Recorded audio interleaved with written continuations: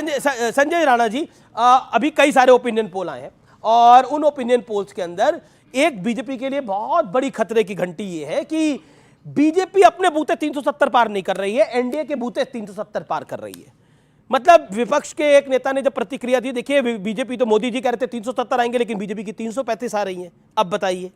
देखिए ऐसा है कि सर्वे जो भी आता है अमीश जी, वो सर्वे जरूरी नहीं कि 100% हो, वो 5 से 10% इधर से उधर हो सकता है। अगर 335 बोले 10% जोड़ दी, तकरीबन 200 से 370 के पास पहुंच रहा। लेकिन मुझे 1 मिनट दीजिएगा कि बहुत बड़े बड़े वक्ता यहाँ पे खड़े हैं, इन्होंने बोला कि शहंशाह, इनको पता होना चाहिए शहंशाह जो होता है मुगल आजम में होता है, देश की प्रजातांत्रिक देश में नहीं होता है, वो सेवक होता है, नंबर 1। ये बात कर sir, 1 minute, let me finish sir 2 प्रश्न पूछ रहा हूं, वाणिज्य मंत्री कौन है सर? अब मैं किसी का नाम नहीं मालूम है सर, आई टेल यू, एक ही नाम है sir, I tell you everything, I tell you sir, बड़े प्यार से आपको बताता हूं सर। इनकी पार्टी की सरकार थी, अनएम्प्लॉयमेंट की बात कर रहे हैं, 17% अनएम्प्लॉयमेंट उत्तर प्रदेश में, आज 2.4% है। ये बात कर रहे थे किसानों की, तो 2016 में गन्ना किसानों का 1 लाख करोड़ रुपए का भुगतान भाई साहब ने नहीं किया था। अब इनसे भी बोल लेता हूं, ये बोल रहे थे धर्म। देखिए ऐसा है कि धर्म, इनसे मान्यवर जो धर्म पे चर्चा कर रहे थे, राम का नाम लेके पेट नहीं भरता। भैया आपको मालूम है राम जब मंदिर का प्राण प्रतिष्ठा हुई थी, 1 लाख करोड़ का धंधा हुआ था, यानी बिजनेस हुआ था,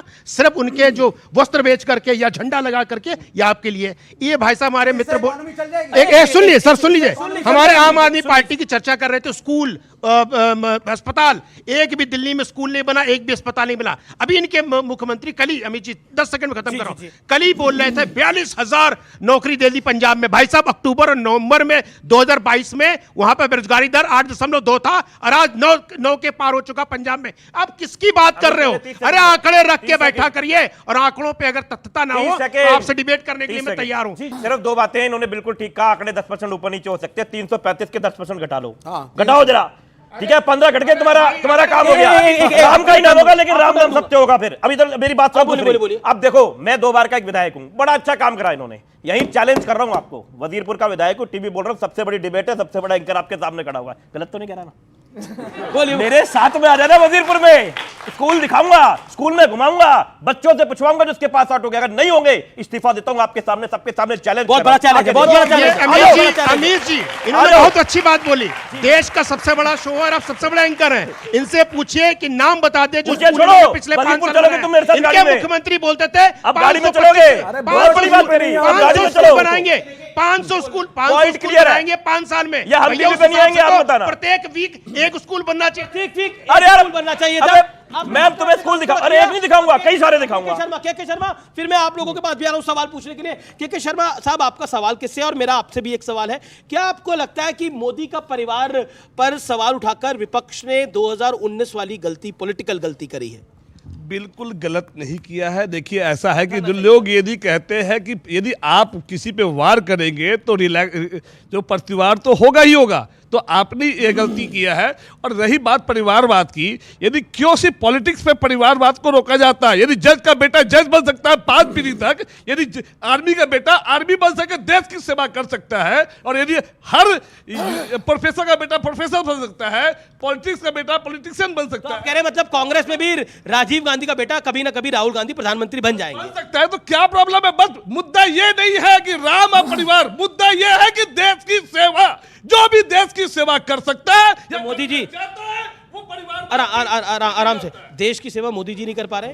देश की सेवा मोदी जी कर रहे हैं, पर ये मुद्दे को परिवारवाद का बार बार, उनको विकास का मुद्दे पे लड़ना चाहिए। क्या आप मानेंगे या नहीं मानेंगे कि इस देश के इंफ्रास्ट्रक्चर में अद्भुतपूर्व विकास हुआ है जिसका कोई हिसाब नहीं है? पहली बार बजट में 12 लाख करोड़ रुपए इंफ्रास्ट्रक्चर के लिए कितना पैसा कर्ज लिया है? एक मिनट भाई, कितना पैसा कर्ज लिया कर के इकोनॉमिक्स एजुकेशन पे समझ नहीं आती है बीच में। अरे आप लोग चाहते हैं कि राम परिवार पे मामला घिरा रहे। अरे भाई कर्ज में है, ओ कम्युनिस्ट बाबा, एक मिनट, हाँ एक मिनट, कम्युनिस्ट बाबा नहीं, एजुकेशन पे 2% बताओ कर्जा कितना है देश में? डेट टू जीडीपी रेशियो के हिसाब से हम सिर्फ 82% पे, अमेरिका 200 श्रीलंका है, कितने पे था? 250 है। श्रीलंका कितने पे था जब बर्बाद हुआ? एक मिनट, हम कोई कर्जे में नहीं है, बल्कि हमारा देश प्रगति कर रहा है।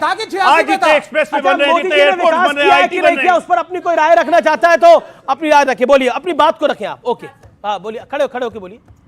नमस्कार आप सभी को। सर मैं बिल्कुल मानूंगी मोदी जी ने विकास किया है, अभी भी चले जाए ग्रामीण इलाकों में काफी विकास हुआ है वहाँ पे पहले के मुताबिक। किसी भी आप ग्रामीण एरिया में चले जाइए, जितनी अपॉर्चुनिटीज अब वहाँ पे मिल रही है न्यू स्किल डेवलपमेंट्स की वजह से, मुझे नहीं लगता कि मोदी जी के कौन से दिखाई देते हैं आपको 10 सर साल इस में? समय 10 साल में जो इंफ्रास्ट्रक्चर डेवलपमेंट काफी अच्छा हुआ है, जो ग्लोबल स्ट्रॉन्ग स्टैंड हमारा बन रहा है वो पहले कभी नहीं हुआ है। ग्लोबल स्टैंड पे भारत का अच्छा हुआ है। और कोई कुछ कहना चाहता है? आप कुछ कहना चाहती है? बोलिए बोलिए। जनता का जवाब सुन के इन लोगों को मिर्ची लग जाएगी भाई। जी जी जी, हाँ बोलिए बोलिए। सर आप डेवलपमेंट की बात कर रहे हैं, क्या आपको पता है कि मोदी जी के टाइम पे 15 एम्स बने हैं? नेहरू जी के टाइम पे एक भी एम्स नहीं बना था, ना इंदिरा गांधी के टाइम पे। अटल बिहारी वाजपेयी जी के टाइम पे 5 एम्स बने थे और मनमोहन सिंह की सरकार में सिर्फ 1 एम्स बना है। जी जी, अब बताइए, लड़ना है आपको? अमित जी, ये अमित जी, युवा सुनिए। पीढ़ी है। मैं अब एक मल्लिकार्जुन खड़गे कांग्रेस के सर्वोच्च नेता है, अध्यक्ष हैं, उन्होंने एक बयान दिया है। वो बयान मैं व्यूअर्स आपको सुनाना चाहता हूं। वो बीते कुछ दिनों का सबसे बड़ा बयान है। क्या बोला है आप खुद सुनिए और व्यूअर्स आप निर्णय लीजिए।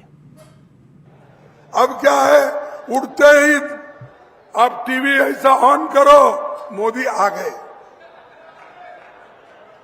मोदी की फोटो आ गई तो उस घर को दरिद्री लग गई। पॉइंट ये है कि मोदी की फोटो अगर आ जाती है तो वो घर दरिद्र हो जाता है। मतलब दरिद्र का अगर मैं अर्थ आपको समझाऊं, गरीब गुर्बत हो जाती है उस घर, जिस घर में नरेंद्र मोदी की तस्वीर आ गई। पहले तो जिस घर में गुर्बत है वहां टीवी भी है। मतलब खड़गे साहब क्या बात बोल रहे हैं। लेकिन डॉक्टर अजय आलोक, क्या आपको लगता है कि ये पॉलिटिकल बात जो खड़गे साहब कह रहे हैं, ये पॉलिटिकल बात है या पर्सनल बात है? नहीं, पॉलिटिकल बात है। मैं बिल्कुल अग्री करता हूं। खड़गे साहब ने बिल्कुल ठीक बोला भाई, अपने बारे में बोल रहे हैं तभी तो इतना एक्सपीरियंस है। जब से कांग्रेसी मोदी का फोटो देखना शुरू किए 2002 से, देखिए दरिद्रता कैसे आती चली गई कांग्रेस पार्टी में, कहां से कहां गई। राजीव गांधी के समय 404 थे, बड़े मजबूत थे। मोदी जी का फोटो 2002 से देखना शुरू किया, देखिए ऐसे ऐसे ऐसे घटते घटते घटते आज 52 आ गया। उसी का दर्द झलक रहा है और कुछ नहीं है। अब ओपिनियन पोल कह रहे हैं कि 40 से नीचे आ जाएंगे इस बारी। 40 नहीं 25 के नीचे जाएंगे, ये लोग अग्री कर रहे हैं। देखिए सब शांत बैठे हुए काहे को हैं। देते कोई घमंडिया ये नहीं बोलेगा, कोई घमंडिया का काहे ये दे नहीं रहे हो? कहेगा कि नहीं खड़गे को ये बात नहीं कहनी चाहिए। ये लोग नहीं कहेंगे, मैं इनकी हिम्मत पूछता हूं नहीं है। मल्लिकार्जुन एक बात खड़गे और को एक बात और एक लाइन एक लाइन बोलिए। बोलूंगा। इसी खड़गे साहब ने कहा था, याद रखो मोदी का राज आ जाएगा तो समझ लेना सनातन का राज आ जाएगा। ये